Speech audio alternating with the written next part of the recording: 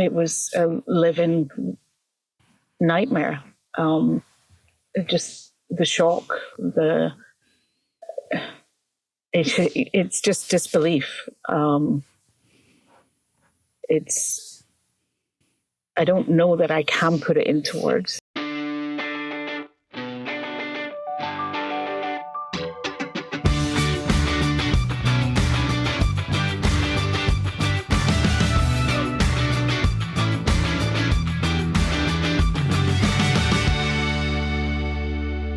For another episode of Closer Look across the Village Media Network, and of course, wherever you get your favorite podcast. I failed to mention, today's the 27th.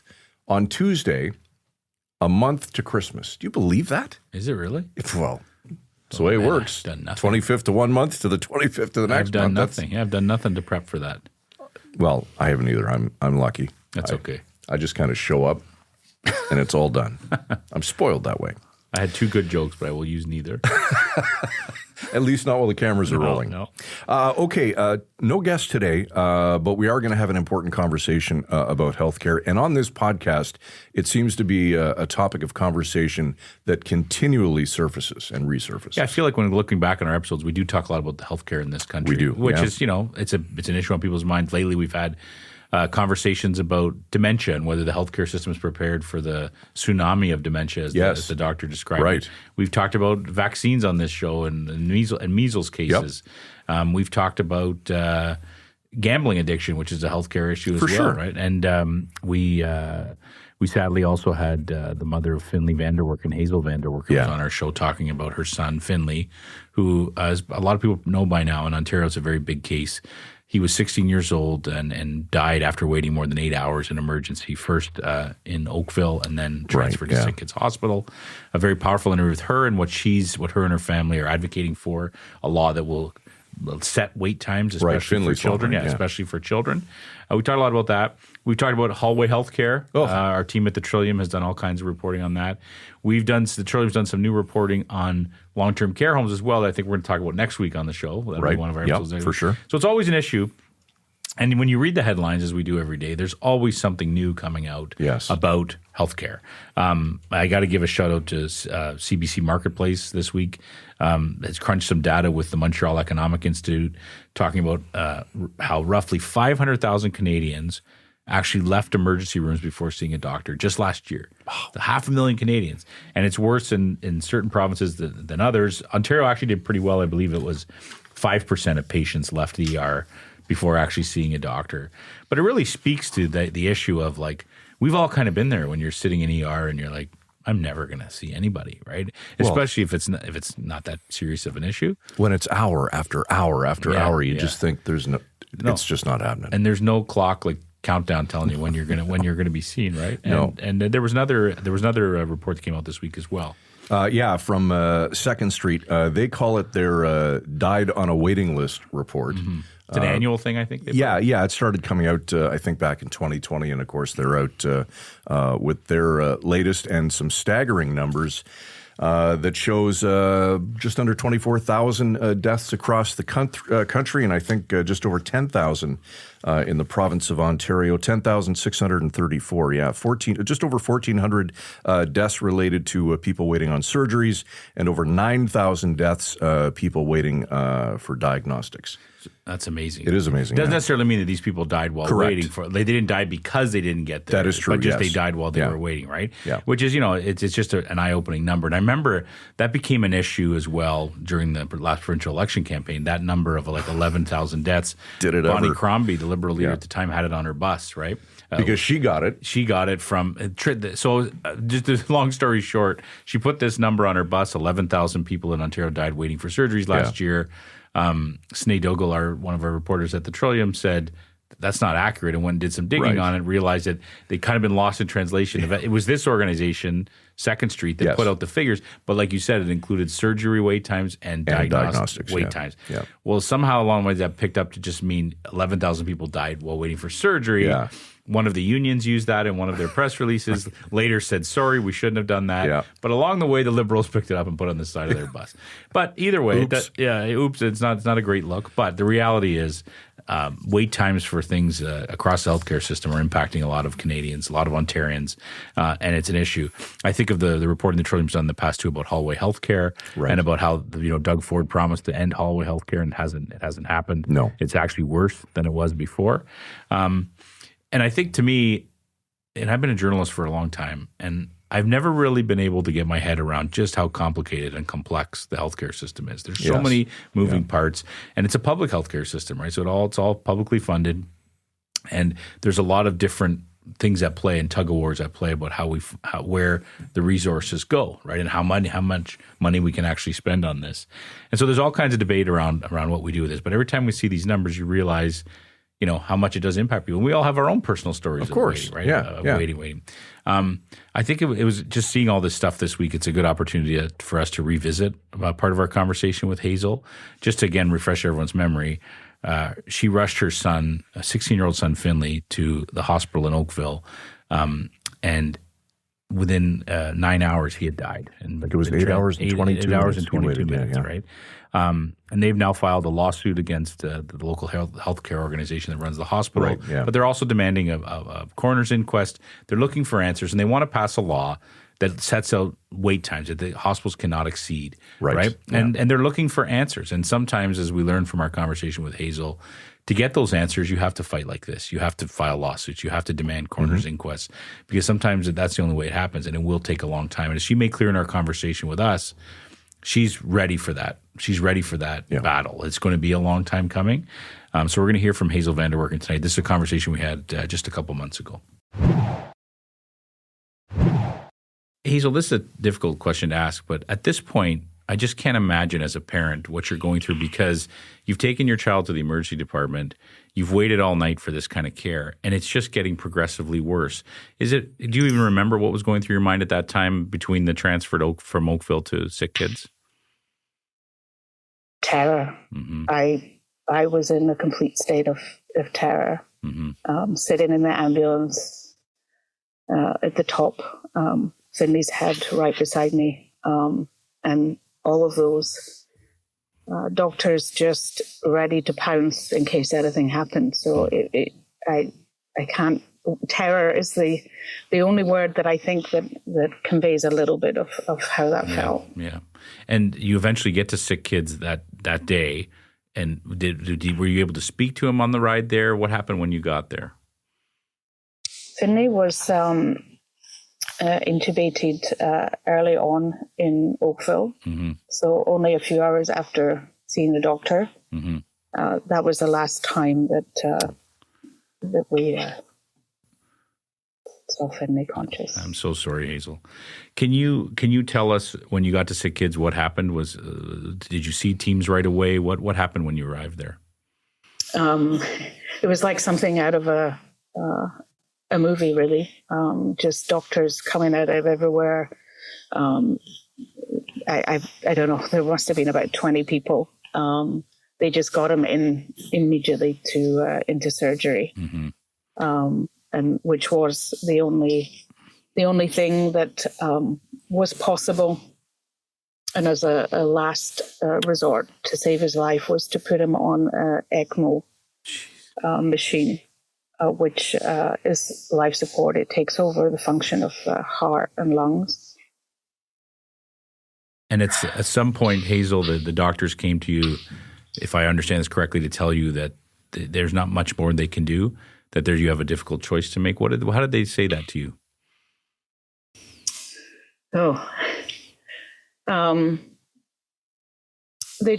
They were great at explaining. They would constantly through the night come and give us updates. But after several hours, it was clear that despite being on the ECMO, it was not having the desired effect in oxygenating his blood, and that really there was nothing that could be done, and that we would run the risk that Finlay would wake up and die very painfully and being aware of it. I'm so sorry, Hazel. I just can't imagine being given that news, especially just the way things deteriorated so quickly. Hazel, there's no good way to ask this question. Your son passed away after something that every single parent has done, and that, of course, is bring their child to the emergency room. Can you even begin to describe for us hearing that news that your son couldn't be saved? It didn't feel real.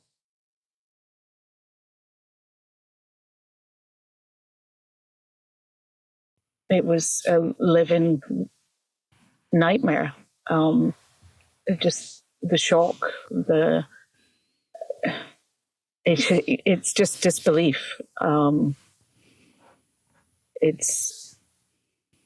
don't know that I can put it into words. Mm-hmm. It's too much for the mind. It's too much for the body. Mm-hmm. And again, our deepest condolences, Hazel. We don't at all think this is an easy thing to chat about. No. And I think you're very brave for speaking the way you are. And obviously that's what you're doing now is you're trying to turn what happened to Finlay into something good and to make the system better for others, especially other children. Can you talk about that? Finlay's Law is your goal. What are you hoping to do, you and your family? Well, we started Finlay's Voice because he didn't get that voice when he needed it. And we do have Finlay's Law. And Finlay's Law is really just the start of tackling reform that needs to happen within the emergency departments. Everybody knows how bad and how long the wait times are.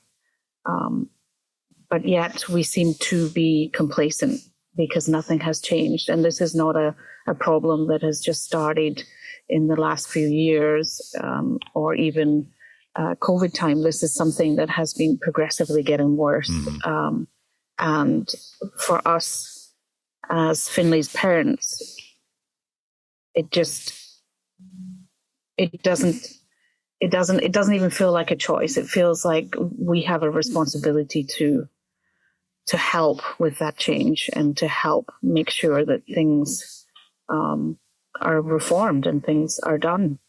So Hazel, if I could ask you, what would that look like from your perspective? What would the maximum time be, for example? Oh, that's $1 million question. I mean, for me, I'd say immediately, but we have to be realistic. What that number looks like, I think, involves having a lot of conversation around. It will depend on the severity. These triage levels have to mean something. Mm-hmm.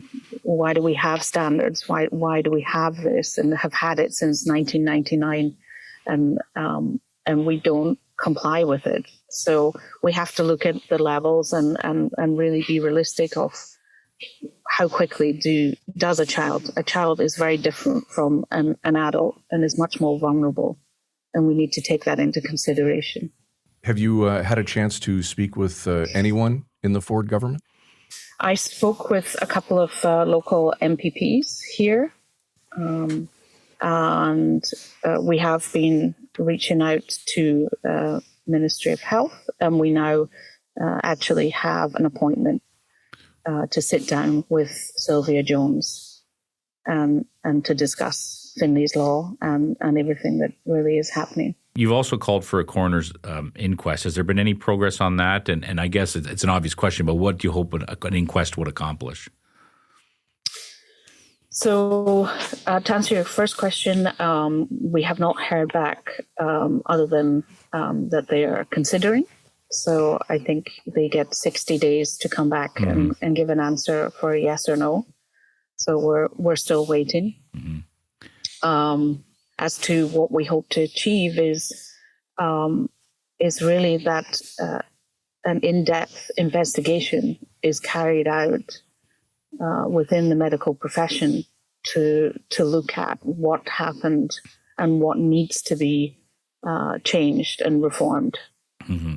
And obviously that's also part of the reason why you and your family have filed a lawsuit against Halton Healthcare, which runs the hospital. This, I'm assuming, is a difficult decision to come to file a lawsuit like that. Same question, I think, Hazel. What's the goal of the lawsuit? The goal is it's justice. It's accountability for what happened, that night, and what continues to be the repercussions of that in our lives, for us as a family, for the grandparents, for everybody who knew and loved Finlay. Absolutely. Hazel, the hospital has filed a statement of defense denying any wrongdoing and saying hospital staff provided, quote, reasonable care to your son. I know when these statements of defense are filed, there's cautionary language and legal ways to write things that they have to. But when you read a statement like that, reasonable care, what was it like for you to see those words and to read that? Devastating.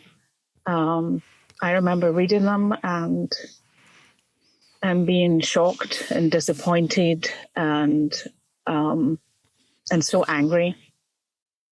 And knowing that this is, of course, legal language, but it doesn't hit that way. Mm-hmm. We live this every day and every minute of every day, and certainly there was no reasonable care taken. Mm-hmm. Obviously, you're doing this for the good of so many others, people you've never even met. You're trying to fight for change in the system, but it's a heavy burden, I can imagine, Hazel, for you to carry, even having conversations like this, having to repeat again what you and your family have gone through. What keeps you going as you try to hold that burden? Well, firstly, thank you for recognizing that, because it is hard. It's if we have the possibility to ensure that another family does not have to go through this, then that will give us a little bit of a feeling of comfort that we've done something and that we used our voices for something good to come out of something that is so tragic. Hazel, your case has received a lot of publicity. Have you heard from others with similar stories? Yes, we have. I think this, by us going to the media, by creating Finlay's Voice, is also given a platform to others who have gone through similar things or had experiences within ER departments that have left them, with trauma. So it's heartbreaking to read these stories, but I'm glad that it's given hope to others that now is the time for things to change. Mm-hmm. We've kind of asked this question a few different ways, but I just want to ask it one more time, Hazel. With this fight you're in, what does justice look like for you, where you can sit back and say, we did accomplish something that's tangible and meaningful? When we see real change happening, we know that we're just at the start of this plight to reform things. So when those changes start happening, so when Finlay's Law comes in, when we have a better sepsis awareness program, there's so much. There's a lot of technology that can be brought into hospitals to help monitor better and alert staff as to deterioration in a patient. And there's so much that can be done. And for us, I think it's just going to be a continuous plight to get those changes in. I'll tell you, hearing Hazel speak again certainly reminds us of how brave she is and how she's continuing to fight the good fight on behalf of her son. Also hearing that reminded me about, remember we had Aidan Shamandi on several months ago about a success story about a hospital in Toronto. He'd done a deep dive on the hallway healthcare issue, right, and about the fact that it's gotten worse under the Ford government. Yeah. And he had all kinds of information from Freedom of Information requests, but he also had what he called a glimmer of hope in the story. He talked to officials at the Humber River Hospital in northwest Toronto, how they basically introduced a command center to deal with it. This was a top priority of theirs. Yep. And from his data, there was only one recorded instance of a patient that was in a quote-unquote unconventional space during the period of time that he investigated.